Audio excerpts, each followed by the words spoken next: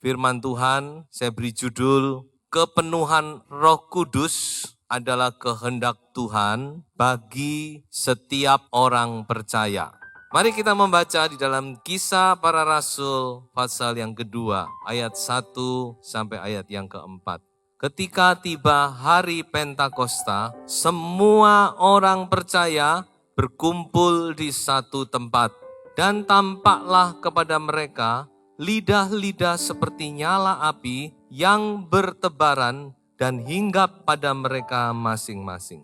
Haleluya.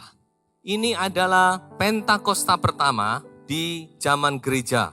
Ini adalah patron, model dari pengalaman Pentakosta yang selanjutnya. Jadi semua pengalaman Pentakosta mengacu kepada Kisah Rasul pasal 2 ini. Memang kita sekarang tidak melihat secara fisik adanya lidah-lidah api di atas kepala, tetapi saya yakin di dalam alam roh itu ada pada waktu kita dipenuhkan dengan Roh Kudus. Yang jelas, orang yang dipenuhkan dengan Roh Kudus itu punya satu tanda, yaitu berbahasa lidah, seperti yang diilhamkan oleh Roh Kudus. Tapi jangan dibalik, bukan berarti kalau orang berbahasa lidah pasti penuh Roh Kudus. Belum tentu. Karena sekarang banyak bahasa lidah yang diajarkan. Ayo ikut saya.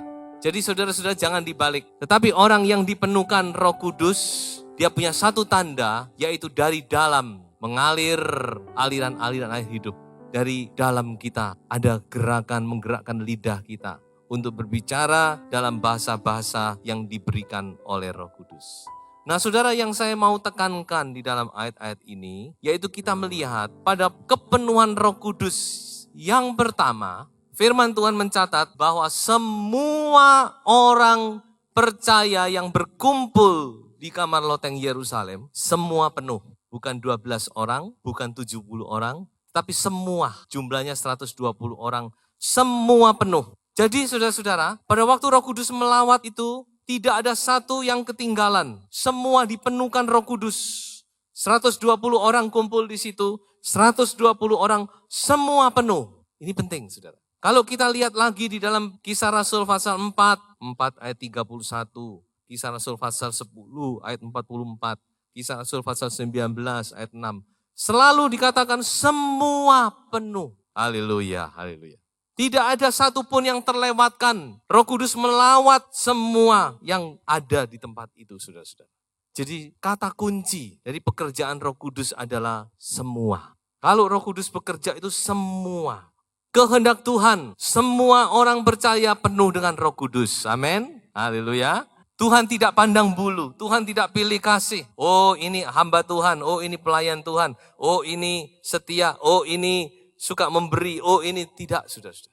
Semua Tuhan mau penuhkan dengan Roh Kudus. Amin. Tuhan kita yang luar biasa. Kalau Tuhan mau melawat, bukan hanya orang lain, tetapi saya juga dilawat oleh Tuhan. Saudara harus punya keyakinan penuh. Roh Kudus itu bukan untuk orang lain, tetapi untuk saya, untuk saudara pribadi. Semua Tuhan mau penuhkan.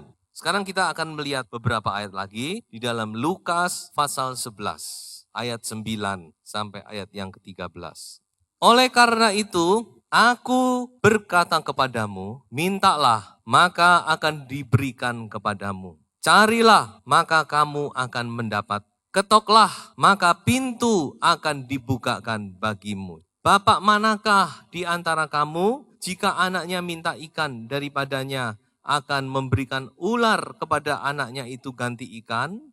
Jadi jika kamu yang jahat tahu memberi pemberian yang baik kepada anak-anakmu, apalagi Bapakmu yang di sorga, Ia akan memberikan Roh Kudus kepada mereka yang meminta kepadanya. Haleluya.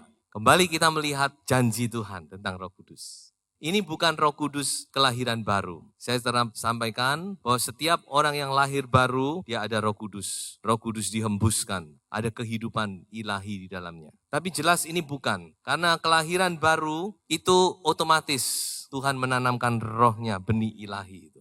Jadi tidak usah diminta. Tapi Tuhan Yesus berkata di sini untuk meminta. Jadi ini berbicara tentang baptisan Roh Kudus, kepenuhan Roh Kudus, pengalaman Pentakosta. Jadi kalau saudara perhatikan, saudara tadi membaca ayat 10, ada 3 kata yang diulang-ulang di situ. Kata apa di situ saudara? Setiap. Jadi di sini kita melihat ada satu jaminan Tuhan, kepastian dari janji Tuhan itu.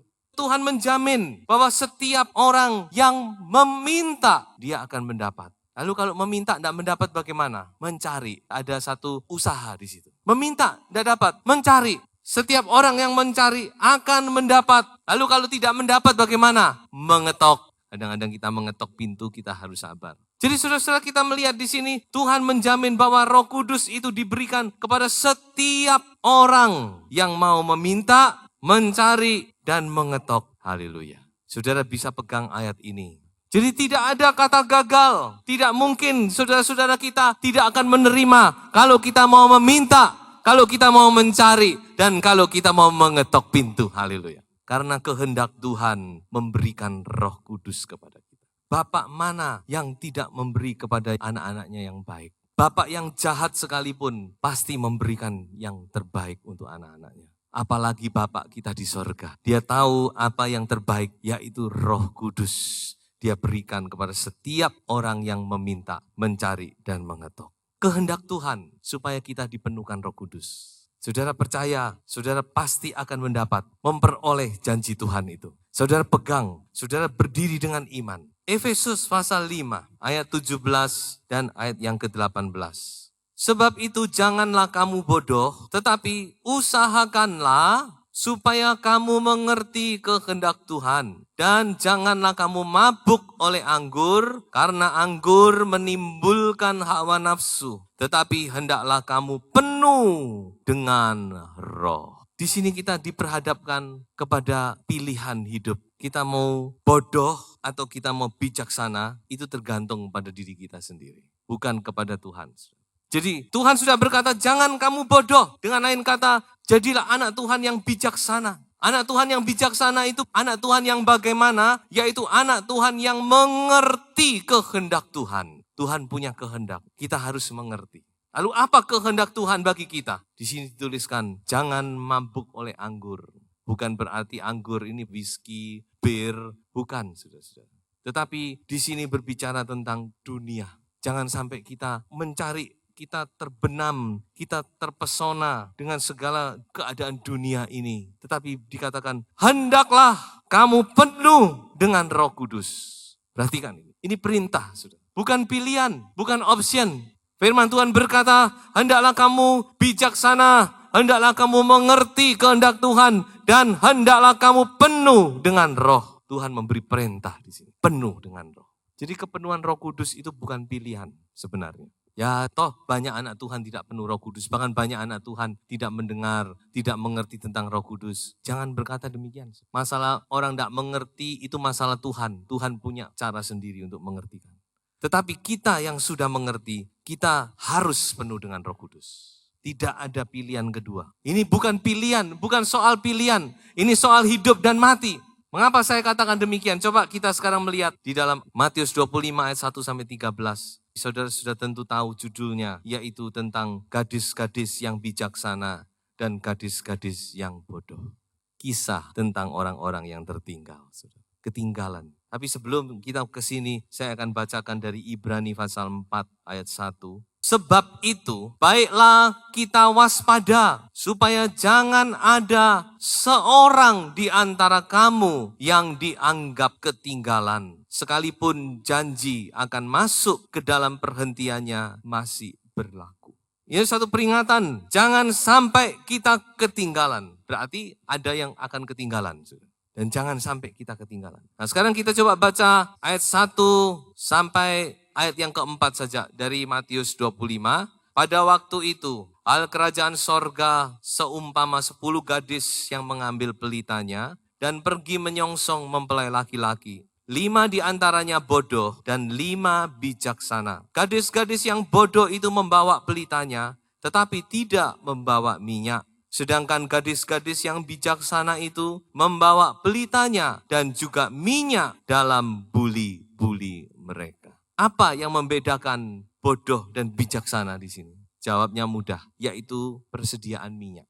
Yang bodoh tidak membawa minyak, yang bijaksana dia membawa minyak dan pelita. Kalau saudara baca di dalam terjemahan lain, bukan pelita dan minyak, tapi dikatakan membawa minyak dan pelita. Jadi minyaknya yang terutama, yang ditekankan. Percuma kita bawa pelita kalau tidak ada minyak, saudara. Percuma punya mobil bagus, tidak ada bensin. Ya toh? Jadi minyak ini penting. Minyak inilah yang membedakan antara gadis yang bijak dengan yang bodoh. Minyak ini juga yang akan membedakan anak Tuhan di akhir zaman, gereja di akhir zaman, yaitu gereja yang bodoh dan gereja yang bijaksana. Minyak kita tahu berbicara tentang Roh Kudus. Tidak ada lain, minyak itu Roh Kudus. Bagaimana kita menilai sikap 5 anak darah yang bodoh ini? Bagaimana kita menerangkan sikap ini? Kalau saudara baca dan saudara renungkan, saya bisa katakan sikap 5 anak darah yang bodoh ini. Ada beberapa kata yang saya mungkin katakan, mungkin bisa memberikan gambaran. Sikap 5 anak darah yang bodoh ini acuh tak acuh. Penuh ya boleh, enggak penuh ya enggak apa-apa. Mereka tidak merasa penting membawa minyak. Bawa ya boleh, tidak bawa pun tidak masalah. Toh nanti gampang bisa cari. Gampang no saudara-saudara. Malas, tidak siap sedia. Kalau tidak kepepet, tidak bergerak. Tidak mau membayar harga. Kita mengerti tentang hal ini. Jangan sampai kita mengambil sikap yang demikian. Saudara-saudara mari, firman Tuhan sudah jelas mengatakan, di akhir zaman akan ada orang-orang yang ketinggalan. Akan ada orang yang tertinggal. Tidak masuk ke dalam perjamuan kawin anak domba. Tidak masuk dalam kesenangan Tuhan. Mereka akan tertinggal, masuk ke dalam kegelapan yang paling gelap. Kalau itu berbicara tentang masa antikris, maka 5 anak darah yang bodoh ini dia akan tertinggal dan mengalami kegelapan masa antikris. Dan itu dibedakan hanya masalah minyak, tidak membawa minyak. Pada saatnya mereka bisa beli minyak, pada saatnya mereka bisa mencari minyak, mereka abaikan. Ketika mereka butuh, mereka beli, sudah ketinggalan, tidak nutut. Tuhan itu sudah datang dan yang bijaksana masuk ke dalam pesta pernikahan itu. Haleluya. Jadi saudara-saudara kita sudah melihat dari ayat-ayat yang kita sudah baca, kita sudah ikuti kesimpulan bahwa kepenuhan Roh Kudus itu jelas adalah kehendak Tuhan bagi setiap orang percaya. Tidak ada perkecualian. Sebab itu jangan sampai kita sebagai gereja di akhir zaman, kita tidak penuh dengan Roh Kudus. Jangan sampai. Bagi saudara yang sudah dipenuhkan, saudara jangan berhenti. Karena Tuhan masih mempunyai pengalaman-pengalaman yang luar biasa yang akan membawa saudara dalam kepenuhan Roh Kudus ini. Salah satunya adalah karunia-karunia Roh Kudus. Tuhan akan nyatakan itu. Tapi bagi saudara yang belum dipenuhkan, mari kita terus meminta, mencari, dan mengetok. Sampai kita mendapat. Jangan berhenti, saudara. Percayalah bahwa pengalaman itu adalah juga milik saudara. Kepenuhan Roh Kudus adalah bagi saudara. Terutama kita gereja yang ada di akhir zaman ini. Kita tidak mau ketinggalan. Kita mau mengalami sepenuhnya janji-janji Tuhan yang luar biasa ini. Saya akan bacakan satu ayat di dalam Kisah 27 ayat 33. Ketika hari menjelang siang, Paulus mengajak semua orang untuk makan. Katanya, sudah 14 hari lamanya kamu menanti-nanti saja, menahan lapar dan tidak makan apa-apa. Karena itu aku menasehati kamu supaya kamu makan dahulu. Hal itu perlu untuk keselamatanmu. Tidak seorang pun di antara kamu akan kehilangan sehelai pun dari rambut kepalanya. Sesudah berkata demikian, ia mengambil roti, mengucap syukur kepada Allah di hadapan semua mereka, memecah-mecahkannya, lalu mulai makan. Maka kuatlah hati semua orang itu, dan mereka pun makan juga. Kita butuh tubuh dan darah Yesus, supaya kita kuat, kita maju terus, menjadi umat-umat pemenang di akhir zaman ini, untuk memuliakan Tuhan kita Yesus Kristus. Haleluya, Tuhan memberkati saudara semua.